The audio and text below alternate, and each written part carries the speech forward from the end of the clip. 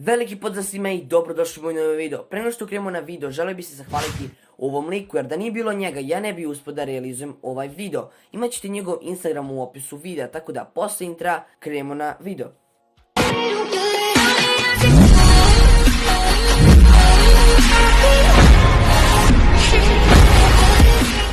Svako iz Todoroki porodice je nasledio moći svojih roditelja. Shoto je nasledio 50% vatru i 50% led. Njegova starija sestra je nasledila 75% led i 25% vatru, a njihov najstariji brat je nasledio 100% led. Sad se postavlja pitanje gdje je dečak koji je nasledio 100% vatru. Sada naćete u današnjem videu. Svako ko ima 100% vatru, pogotovo u Todoroki porodici, mora imati crvenu kosu.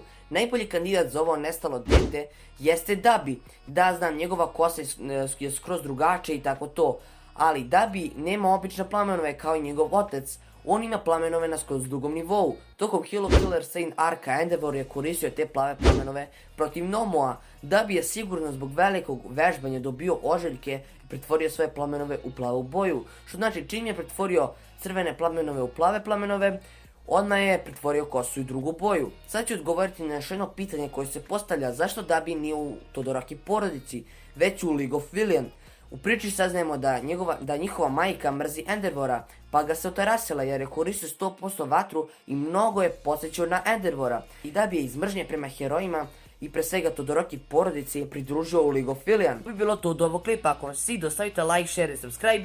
Zapratite ovog lika na Instagramu, mnogo se trudi, a i pomogao mi u realizaciji ovog klipa. Ako ste u mogućnosti, podelite ovaj video, uopšte i kanal, kako bi što više ljudi vidjelo. Tako da, to bi bilo to. Do sljedećeg viđenja. Peace!